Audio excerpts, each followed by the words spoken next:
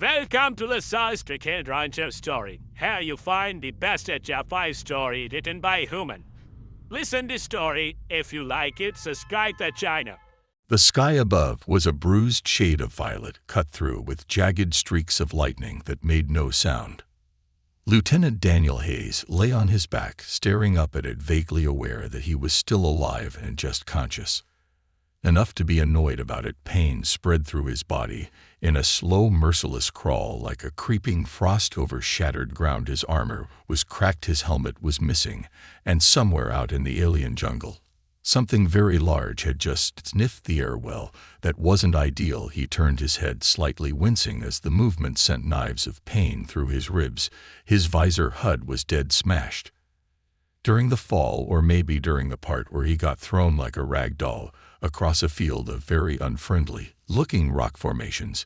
Either way, his suit's emergency beacon was offline, which meant no one was coming for him. The battle was over, the war probably not. But whatever skirmish he and his squad had been a part of had ended with a lot of explosions and screaming followed by static. He had no idea if anyone else had survived. And now he was here on a hostile alien moon alone. Well, maybe not alone. That thought came to him a second too late. A shadow moved between the trees, long-lined, careful, deliberate, not quite human, not quite beast. Daniel held his breath, fighting the overwhelming urge to groan in frustration because of course he wasn't going to be allowed to just lie here and contemplate his mistakes in peace. Something had smelled fresh wounded meat and had decided to investigate. And then footsteps, not the skittering, clawed kind that the jungle creatures made. These were measured, slow, bipedal. Daniel turned his head again, just as a figure stepped into the broken clearing. At first, he thought she was human. She wasn't. She wore a patchwork of armor pieces that didn't match, scavenged from different sources, and a cloak made of some shimmering fabric that caught the moonlight like liquid metal. She moved with the ease of someone who had spent too much time in places like this, comfortable in the way only a predator or a madman could be, and her ears, long pointed, twitching slightly as she studied him with mild curiosity. "Well," she said at last, voice edged with amusement, "you look terrible." Daniel let out a short, humorless laugh. "You should see the other guy." She tilted her head. "The other guy, the giant, angry alien that threw me into a boulder."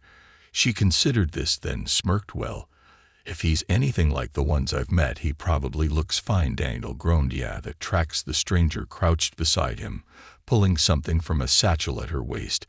He tried to push himself up, but she made an impatient noise and pressed a hand against his chest, holding him down with more strength than her lean frame should have allowed. "Don't be stupid," she said. "You have at least 3 broken ribs, possible internal bleeding, and you're leaking." Daniel blinked. "Leaking?" She gestured vaguely to his side, where his armor was cracked open and dark blood had seeped into the alien soil. "Yes, that very messy." "Well, excuse me for being an inconvenience." She actually grinned at that. "You're excused." And then she uncorked a small metal vial and unceremoniously tipped its contents into his mouth. The taste hit him like a slap to the face, bitter, metallic, with the distinct aftertaste of something that might have once been alive. He gagged, choking on it, but she simply clamped a hand over his mouth until he swallowed. What the hell?" He coughed, his entire throat burning. "What did you just give me? A medicine?" "That's not an answer." She shrugged. "It's not a great medicine, but it'll keep you from dying long enough for me to get you somewhere safer, probably." Daniel scowled at her, define. "Probably later." She glanced over her shoulder, ears twitching again. "Right now, we need to move." She pulled him up before he could argue, slinging one of his arms over her shoulders as if he weighed nothing, which was impressive considering the bulk of his armor. "You're stronger than you look," he muttered. She smiled, but there was something sharp in it. "And you asked too many questions." Daniel didn't argue, mostly because standing was already proving to be an exhausting effort, and he was too busy trying not to pass out. "By the way," he said as they started moving toward the trees, "do I get to know your name?" She glanced at him. "Sarah." "Well, Sarah," he said, wincing as she helped him over a particularly jagged route. "Thanks for not leaving me to die." She made a non-committal hum. "Don't thank me yet." Something howled in the distance, not close but not far enough for comfort. Daniel swallowed. "Yeah, okay, I take it." Back, Sarah chuckled, shifting her grip on him as they moved deeper into the jungle. Smart man, the jungle whispered. Daniel didn't like that it wasn't just the rustling of leaves or the distant calls of unseen creatures. It was something else. Something beneath the noise, a hum just under the surface of hearing, like the world itself was muttering to itself in a language he couldn't understand. Sarah, for her part, didn't seem bothered. She moved through the dense undergrowth with the confidence of someone who had done this 100 times before, stepping lightly over roots and ducking under twisted bioluminescent vines without a second glance. Meanwhile, Daniel was doing his best not to trip and die. Remind me, he muttered, gritting his teeth as another sharp pain lanced through his ribs. Why are we going deeper into the death jungle instead of, I don't know, anywhere else? Sarah didn't slow down. Because anywhere else is worse. That's not comforting. She flashed him a quick grin over her shoulder. Wasn't meant to be. Daniel sighed. Great. They pressed on the alien foliage, glowing faintly in the dim light. Strange plants pulsed softly as they passed, their colors shifting in response to their movement. Some of them even retracted as if sensing a threat or a meal. Daniel tried not to think about that too much. You move well for someone who just had half his ribs rearranged. Sarah observed, her tone almost approving. I do my best, he winced, gripping his side. Though I wouldn't say well is the right word. Sarah glanced at him. You're not dead yet. I feel like that bar is getting lower by the minute. She chuckled. That's survival for you. As much as Daniel wanted to keep complaining, he had to admit she was right. The further they went, the more he realized just how precarious his situation was. He had no working comms, no weapons except a battered sidearm with half a charge, and no clue how to navigate this place without Sarah. He'd already be dead. That didn't mean he trusted her, so he said, trying to sound casual, I don't suppose you'd like to tell me why you're living in the middle of an alien ruin. Sarah didn't break stride. I would not come on mysterious jungle woman with weirdly extensive knowledge of human military tech. That's not suspicious at all. I never said I wasn't suspicious. Daniel narrowed his eyes. You are alarmingly comfortable with that fact. Sarah smirked. It's part of my charm. Daniel groaned. I liked it better when I was unconscious. No, you didn't. You were making terrible noises the whole time. Daniel opened his mouth, then closed it. He had no counter-argument for that before he could think of a better response. Sarah suddenly stopped, holding up a hand. Daniel barely managed to stop himself from walking straight into her. Watch, her ears twitched, scanning the air like sensitive instruments. Then, in one smooth motion, she pulled him down behind a thick, gnarled root. Daniel didn't argue, not when she looked like that. For a long moment, there was nothing but silence. Then movement. It was subtle. A shift in the air, a change in the shadows. Something was out there, moving just beyond the glowing trees, just out of sight. Daniel's grip tightened on his sidearm. Sarah, however, didn't reach for her weapon. That more than anything made his pulse spike. If she wasn't drawing her blade, it meant either one of two things. One, she didn't think it would help. Two, she didn't want whatever was out there to know she was armed. Neither option was comforting. Daniel held his breath, muscles tensing. Then, just as quickly as it had come, the presence vanished. Sarah exhaled softly, her ears relaxing. It's gone. Daniel wasn't convinced. What was that? She hesitated. Then, after a moment, she stood. Nothing. We want to meet. Daniel ran a hand down his face. Fantastic. Come on, Sarah said, already moving again. We're almost there, almost where you'll see. That did not fill Daniel with confidence. Still, he followed, because really, what choice did he have? They arrived at the ruins just as Daniel was beginning to think he might actually collapse. At first glance, they didn't look like much, just a series of broken stone-like structures, half consumed by the jungle. But as they got closer, he realized something was off. The structures weren't just stone. They pulsed faintly, like the slow rhythmic beat of something very much alive. Daniel stopped in his tracks. Sarah, why is the ground breathing? Sarah snorted. It's not breathing, it's just aware. Oh well, that's much better. So glad we cleared that up. Sarah ignored him, stepping lightly onto one of the platforms. The moment her foot touched the surface, the entire ruin flickered. Not light, not exactly, more like a recognition, as if something had just acknowledged her presence. Daniel hesitated, then, with a sigh, he followed. The moment he stepped forward, the surface beneath him vibrated. He froze. Sarah glanced back. Relax, it does that sometimes. Daniel slowly turned his head toward her. I don't think the floor should do anything. She grinned. You humans, and your static architecture. So boring. Daniel let out a long, suffering breath. I hate everything about this. Sarah led him deeper into the ruins, past walls covered in strange glyphs that shifted when he wasn't looking directly at them. The air here was different, thicker, charged with something he couldn't quite name. Finally, they reached what looked like a small shelter built into the ruins themselves. Inside, the space was surprisingly livable. A cot, some storage, a fire pit. Daniel stared. Sarah sat down her satchel and turned to him. Welcome to my home. Daniel rubbed his temples. Your home is a sentient ruin. Technically, it's semi-sentient. Oh well, that changes everything. Sarah chuckled, pulling out a small metal container and tossing it to him. Eat, you'll feel better. Daniel eyed the container suspiciously. This isn't going to poison me, is it? No more than anything else on this moon. Daniel groaned again, not comforting.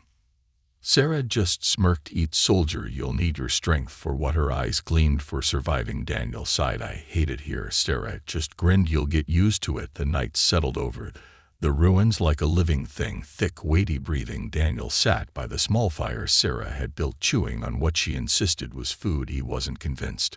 Are you sure this is edible? He asked, holding up a piece of something that had the texture of leather and the flavor of regret. Sarah perched on a chunk of glowing stone that she used as a chair. Smirk. You're still alive, aren't you? Barely. He made a face and forced himself to swallow. Taste like a boot. You've eaten a boot? No, but I imagine it'd be like this, just with more dignity. Sarah chuckled, tossing another piece of the strange dried meat into her mouth without hesitation. You humans are so delicate. We prefer the term selective eaters. She arched an eyebrow. You once tried to drink engine coolant because you thought it was liquor. Daniel choked. How do you know that? Sarah only smiled, a secretive, knowing kind of smile, the kind Daniel was starting to hate. He set the mystery food down, trying not to overthink it. So the ruins, you're going to tell me why they react to you? Sarah poked at the fire with a long metal rod. They don't just react to me. Daniel frowned. Well, they don't react to me. Sarah tilted her head. Not yet. That wasn't ominous at all. Before he could press her on it, a distant howl echoed through the night. It was long, low, and too intelligent for his liking. Daniel stiffened. That's the second time I've heard something like that. Sarah nodded. It's hunting. Dan swallowed. Hunting what? Sarah met his eyes. A silence stretched between them. Daniel exhaled. You know, you really have a way with words. Sarah smirked. I try. Another howl, closer this time. Something moved in the jungle, branches shifting, shadows lengthening. Whatever it wasn't in a hurry. It knew its prey had nowhere to go. Daniel found his sidearm. You have a plan, right? Sarah stood, her cloak shifting like liquid shadow. Of course. Is it a good plan? She considered this. It's a plan that's not comforting. It's not meant to be. Daniel groaned. Of course it isn't. Sarah motioned for him to follow. And despite every instinct telling him to stay by the fire and pretend everything was fine, he got up. They moved quickly through the ruins, Sarah navigating the shifting architecture with ease, while Daniel did his best to keep up without breaking something. The ruins pulsed beneath his feet, reacting to their movement. And Daniel couldn't shake the feeling that something was watching. Not the thing in the jungle, something else, something older. Are these ruins alive? He asked, lowering his voice as they slipped between narrow stone corridors. Not in the way you think, Sarah replied. They remembered. Daniel frowned. Remember what? Sarah hesitated, then simply said, everything fantastic that was just fantastic behind them. The jungle rustled closer now. Daniel gripped his sidearm tighter. You sure this plan doesn't involve us getting eaten? Sarah smirked. 80% sure. Daniel stared. What about the other 20%? Sarah's ears twitched. We run very fast. Daniel groaned. I hate it here. They reached what looked like a dead end, just another massive stone wall, its surface covered in those shifting glyphs. Sarah didn't stop. She placed her palm against the stone, whispering something Daniel couldn't hear. The wall moved, not like a door opening, more like a thought shifting. Daniel took a step back. That's not the weirdest thing you've seen today, Sarah finished for him. Daniel sighed. Yeah, but it's still in the top 5. The wall finished its slow rippling shift, revealing a narrow passage leading downward. Sarah motioned for him to go first. Daniel hesitated. Why do I have to go first? In case something's waiting inside. Daniel stared at her. Sarah grinned. It's a joke that was not a joke, that was a threat with extra steps. Sarah chuckled. Welcome to survival. Daniel muttered under his breath, but stepped inside the passageway. Was colder than he expected, the air thick with something ancient. He didn't like it. Sarah followed, and the wall sealed shut behind them. Daniel turned alarmed. Hey, relax. Sarah said this place won't let them in. Daniel exhaled slowly. And what exactly is this place? Sarah gave him that knowing smile again, the one he was really starting to hate. You'll see. The air inside the passageway was thick, not with dust, but with something older, heavier. Daniel could feel it pressing against his skin like the weight of a deep ocean trench. The walls weren't stone, not really up close. They seemed to pulse, their surfaces shifting in ways that made his brain itch. He decided not to think too hard about that. Instead, he focused on Sarah, who was moving ahead with the same casual confidence she had when leading him through the jungle. This wasn't an ancient, probably haunted ruin, but rather her personal underground lounge. I have so many questions, Daniel muttered, stepping carefully over what looked like a root system made of metal or maybe veins. He wasn't sure. He wanted to know. Sarah glanced back, her long ears twitching. Only so many, Daniel sighed. Fine, I have a ridiculous number of questions. Sarah smirked. That's more accurate. Daniel gave her a look. You going to answer any of them? Sarah tapped a finger against her chin, pretending to think. A number. Figures. They walked in silence for a few minutes, their footsteps muffled by the strange, almost organic quality of the floor. Daniel tried not to look too closely at it. He had a creeping suspicion that if he stared too long it might stare back. The passage opened up into a cavernous chamber, its ceiling high enough that Daniel couldn't see where it ended. The walls curved inward, glowing faintly with shifting patterns of light. It took Daniel a moment to realize what he was looking at. This is a ship, he breathed. Sarah gave him a small, satisfied smile. Good, you're not completely hopeless. Daniel ignored that. He stepped further and running his fingers along the smooth, cool surface of the walls. Now that he was paying attention, he could feel it. The subtle thrum of dormant systems, the deep, slow pulse of something waiting. How long has this been here? He asked. Sarah's expression grew distant. A long time. Daniel frowned. And you live here? Sarah tilted her head. I prefer the ruins above. But yes, I come here when I need to. Daniel exhaled. All right, so I have a theory. Sarah gestured for him to continue. You're not just some stranded civilian, are you? Sarah smiled, but it didn't quite reach her eyes. What gave it away? Daniel gave her a flat look. The part where you have a secret spaceship buried under ancient ruins. Sarah chuckled. Ah, yes. That. Daniel folded his arms. So what's the deal? You some kind of secret agent, a spy? He gasped. Dramatically, a space pirate. Sarah laughed. I wish. Daniel sighed. That was my best guess. Sarah leaned against the wall, arms crossed. I was here before the war started, before your people even knew about this moon. Daniel narrowed his eyes. How she hesitated, then said, I was born here. Daniel blinked. Wait, what? That doesn't. He gestured vaguely at everything that doesn't make sense. We didn't know this place existed until the war started. No colonies, no records. Nothing. Sarah tilted her head. And yet here I am. Daniel stared. Okay, no offense, but are you actually human? Sarah smirked. Define human. Daniel groaned. Oh, come on, that's not fair. That's like answering a question with a riddle. Sarah shrugged. You wanted answers. I'm giving them. Just slowly. Daniel exhaled. All right, fine. Let's start simple. If you were born here, where are your people? Sarah's smile faded for a long moment. She said nothing. Daniel shifted uncomfortably. Sarah, they're gone, she said softly. A long time ago. Daniel frowned. Gone where? Sarah didn't answer. Daniel exhaled, running a hand through his hair. Okay. So you're alone? You've been alone for what, years? Sarah nodded. Yes. Daniel let that sink in. Surviving alone on an alien moon was hard enough, but doing it for years in ancient ruins, with creatures hunting at night. No wonder she was so sharp. He glanced around the chamber again, his mind catching on something. This ship, he said, pointing at the walls. It's old, but it's not dead, is it? Sarah's lips quirked. No. Daniel hesitated. Then why don't you just leave? Sarah's expression flickered just for a second, but Daniel caught it.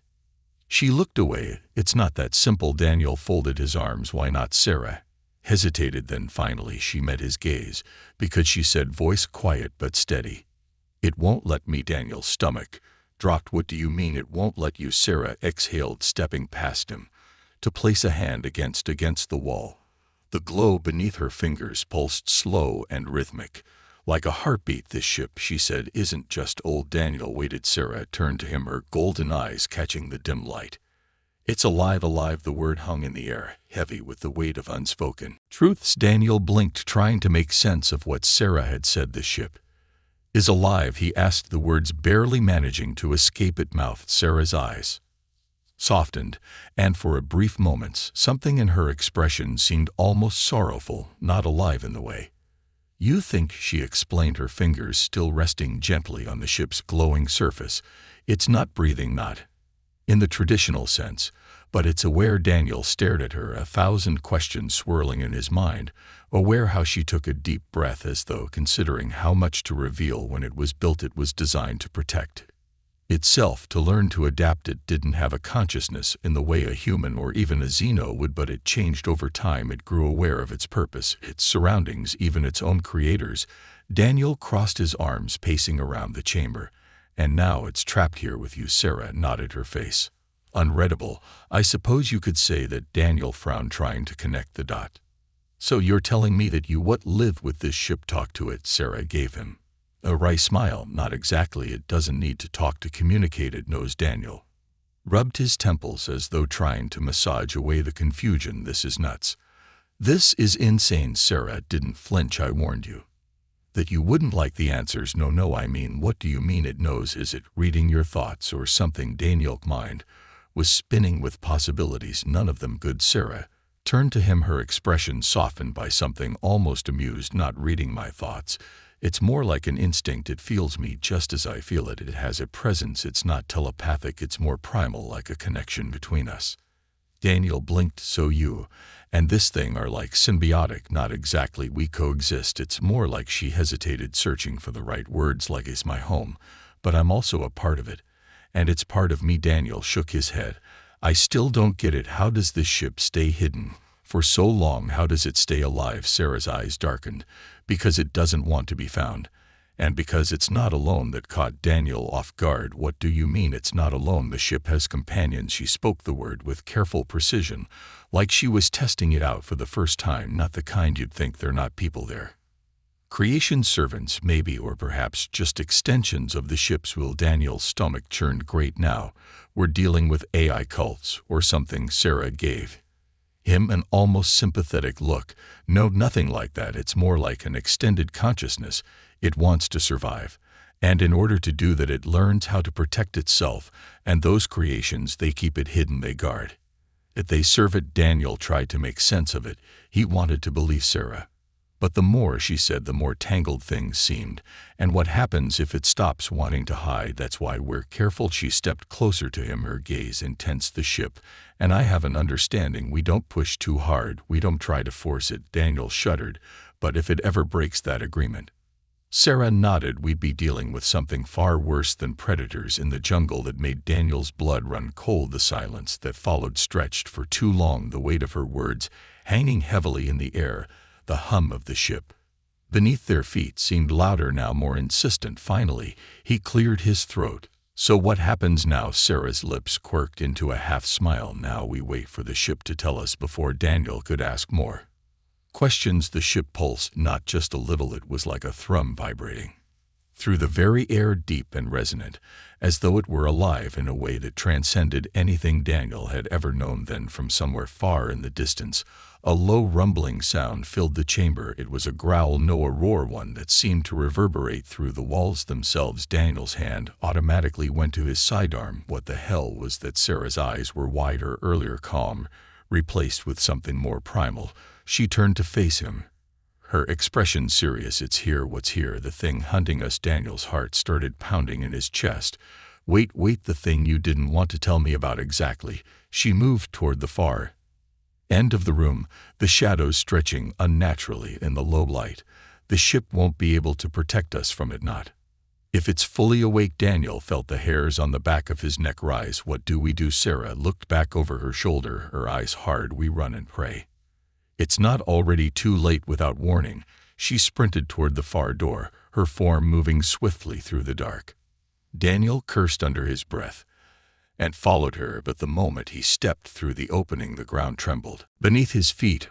A roar shattered the stillness, louder now, more intense. Something was coming. Daniel didn't wait to see what he pushed himself harder, adrenaline burning through his veins. Sarah was already ahead of him, darting through the corridors of the ruin like she knew the place, as well as her own skin. But Daniel's legs were already starting to burn, and his ribs, still healing, protested the movement. Another roar closer. It wasn't just a sound now. It was a feeling, like the very walls of the ruin were shuddering in terror. Daniel's breath came in ragged gasps. They were running out of time. The roar reverberated through the ancient corridors, a deep, resonant tremor that rattled the very bones of the ruin. Daniel ran, his breath coming in short, sharp bursts as his boots pounded against the strange, pulsing floor. The air itself seemed to vibrate, as if the ship, or whatever this place truly was reacting to the presence of whatever monstrous thing lurked behind them, ahead of him. Sarah moved like a shadow, her long ears twitching at every shift in sound, every flicker of movement in the dimly lit passageways. Daniel tried not to think too much about how effortlessly she was dodging obstacles, while he was mostly relying on the time-honored strategy of run fast and hope nothing trips you. Please tell me there's a plan, he called, barely dodging what looked like a root, but felt suspiciously like a metal tendon jutting from the floor. Sarah didn't slow. Of course. There's a plan. Really? Run, Daniel groaned. That's not a plan, that's panic with extra steps. The ship shuddered again, and the roar grew closer. Daniel risked a glance over his shoulder.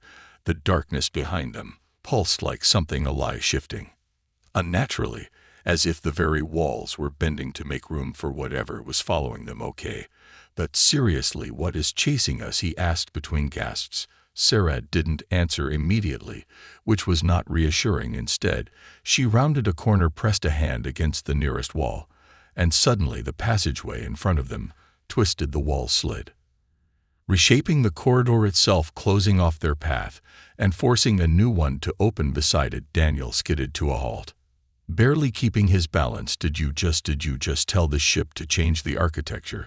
Sarah smirked. I asked. Nicely. Daniel stared at the shifting walls, and it just listened most of the time. Daniel exhaled. I hate how that somehow raises more questions. A new sound joined the rumbling, something like metal scraping against metal, but impossibly deep, vibrating through the air like a song played on the strings of the universe itself. The very ship screamed in response, the walls rippling outward in a way that made Daniel's stomach turn. Sarah's smirk vanished. It's here. Define it. As if in answer, the corridor behind them warped. A section of the wall peeled away, shifting like a living membrane, and a shake pushed through. Daniel barely had time to register it. Tall, elongated, moving in ways that defied normal motion. It didn't walk so much as unfold from the darkness, slipping through the shifting walls like a mirage given weight. Its body was smooth black as the void, but its edges weren't solid. They flickered, shimmered, like something was trying and failing to fully exist in this reality. It had no eyes, but Daniel felt it looking at him. Run, Sarah snapped. For once I agree. Daniel turned and bolted, no longer caring how undignified it looked. The thing moved without sound, without footsteps, just an overwhelming presence that pressed against his thoughts like static. The ship twisted its hulls, reshaping itself to throw obstacles in the creature's path, but it barely slowed. Whatever it wasn't bound by the same physics. Daniel was okay. Daniel gasped. Any real plans? Yes, Sarah said. We lure it to the core. Daniel didn't like how ominous that sounded. Defined core. You'll see when we get there. That's not comforting. The halls bent again, and suddenly they were in a massive chamber. The ceiling stretched impossibly high, and at its center a structure loomed, something vast, almost organic, pulsing with light in strange rhythmic beats. Daniel stumbled to a stop. Oh hell no, is that as Sarah grabbed his wrist and yanked him forward. No time behind them. The air crackled. The thing was stepping into the chamber, its form flickering, shifting, as if reality itself was resisting its presence. Sarah reached the core and slammed her hands onto its surface. The room pulsed in response, and suddenly Daniel's ears filled with a deep, resonant hum that wasn't sound, but something deeper, something that vibrated in the marrow of his bones. The thing stopped. It didn't retreat. It didn't attack. It just stared, or at least Daniel felt it staring. Sarah was whispering something under her breath. Her fingers pressed into the core, her whole body tense. The ship itself seemed to tremble, as if straining against some unseen force. Then, for the first time, Daniel heard something speak. It wasn't a voice, not really, it was more like an idea pressed into his mind, sharp and weighty. "You should not be here." Daniel breath caught us. "Sarah, what's happening?" Sirach voice was strained. "It's the ship, it's waking up." "That sounds like a bad thing." The thing in the doorway shuddered, its edges flickering wildly. Then the ship spoke again. "You are not welcome." Daniel realized with a cold certainty that it wasn't talking to them. The thing lurched, its entire form twisted, as if suddenly caught in an invisible tide. It let out a sound, not a roar, not a growl, but a distortion of reality itself, like space was bending around its rage. The core pulsed again. The room shook. Sarah pulled away from the core just as a shock wave blasted outward. Daniel barely had time to brace before the force hit him, knocking him off his feet. For a moment, there was nothing but silence. Then, when Daniel finally managed to lift his head, the thing was gone. The ship had erased it. Sarah exhaled, resting her hands on her knees. Daniel stared at her wide-eyed. "So that was terrifying." Sarah wiped her forehead. "I've had worse." Daniel scoffed. "Really worse than that?" Sarah smirked weakly. "You should see what happens when I run out of coffee." Daniel chuckled despite himself, then winced as he pushed himself up. "Okay, so what just happened?" Sarah sighed. "The ship removed it, sent it somewhere else, maybe nowhere at all. I don't know." Daniel exhaled. "Great love, the ambiguity." Sarah grinned. "Welcome to my life." Daniel shook his head. "So now what?" Sarah looked at the core, still softly pulsing. "Now we wait." Daniel frowned. "For what?" Sarah's smile faded. "For the ship to decide what it wants to do with us." The air inside the ship had changed. It wasn't something Daniel could see or hear, but he felt it, an unspoken shift, like the pause between the last note of a song and the silence that follows. The core still pulsed faintly in the center of the vast chamber, its slow rhythm echoing through the walls like a heartbeat of something ancient and aware. Daniel exhaled, glancing at Sarah. "So the ship hasn't decided to vaporize us yet?" "I'm taking that as a good sign." Sarah smirked. "You have very low standards for good signs. Look, when a godlike alien machine debates whether or not to eat me into the void, I take my victories where I can get them." Sarah chuckled, but her gaze lingered on the core, thoughtful. She had been quiet since the ship had removed the entity, the thing that had stalked them, slipping through the walls like a shadow given form. She hadn't explained what it was, not really, but Daniel had stopped pressing. Some answers weren't comforting. Still, one thing was clear. Sarah was different now. The woman who had first found him half dead, confused, and barely aware of where he was had been guarded, careful, carrying secrets she wasn't ready to share now. She stood beside him, open in a way she hadn't been before, and Daniel, he wasn't sure he had changed at all. Scratch that, he had changed, just not in the ways he expected. He had come to this moon a soldier, a man trained for war, for orders, for duty, but here none of those things had mattered. There had been no orders, no commanders, no battlefields, just survival, and this strange ruined place where the past still whispered through empty halls. "And Sarah," so he said, rocking on his heels, "are we going to talk about the whole the ship thinks you're its favorite person thing, or are we pretending that's normal?" Sarah arched a brow. "I don't think it likes me all that much, really, because it keeps listening to you. It's sure as hell ignores me." Daniel cleared his throat and raised his arms. "Oh, mighty spaceship, grant me your wisdom." "Nothing happened." Sarah grinned. "Maybe it just has taste." Daniel groaned. "Wow." Betrayed by a sentient ruin that stings. The core pulsed again, but this time something changed. A soft hum spread through the walls, and then, without warning, the chamber around them shifted, not violently, not like when the ship had been twisting to evade the creature. This was deliberate, a slow, measured unfolding, as if the ship itself was exhaling after holding its breath for too long. Then a voice: "We will honor the agreement." Daniel tensed. "A good." Sarah straightened. "You'll let us leave." A pause. Then, "Yes." Daniel exhaled. "Oh, thank God." For a second I thought it was going to say no, "but we have a lovely dungeon you can live in." Sarah gave him a look, but the voice, if it could even be called that, continued. "You asked to leave, you asked to take her. This is permitted, but know this: the past does not let go so easily." Sarah's expression darkened. "What do you mean?" Another pause, a shift in the hum. "Something unreadable." "She is marked. She carries knowledge not meant for the world beyond. If she leaves the echoes, we'll follow. Daniel frowned. You're being super cryptic right now. Can we get a translation? The ship did not answer. Instead, the core pulsed one final time. And then, as quickly as it had started, the voice was gone. Sarah let out a slow breath. Well, that was ominous, yeah. But hey, we got it, yes. I'm taking the win. Sarah didn't look convinced, but before she could say anything, the room shifted again, and suddenly an opening appeared where there had been only wall beyond it. Daniel could see something bright, an expanse of sky, the world outside. His heart leaped. That's an exit. Sarah hesitated. Daniel turned to her. Sarah. She met his gaze, and for the first time since he had met her, there was something vulnerable in her expression. If we leave, she said, voice quiet, it's not just about getting off this moon. It's about what happens next. Daniel understood what she meant. Whatever she was, whoever she had been before, this place was still a mystery. And the universe outside it wouldn't just let her walk into it unnoticed. The war was still raging, the factions still fighting, and somewhere someone would want to know why an alien woman had survived alone on a dead world for so long. You're scared, he said softly. She nodded. He thought about that. Then slowly, he offered a lopsided grin. Well, look at it this way. We're about to escape a haunted spaceship. Nothing after this can be worse than that, right? Sarah snorted. That's a terrible argument. But am I wrong? She shook her head, a smile tugging at her lips. You're impossible, and yet you're still here. A pause. Then she reached out and took his hand, not tightly, not like she was afraid.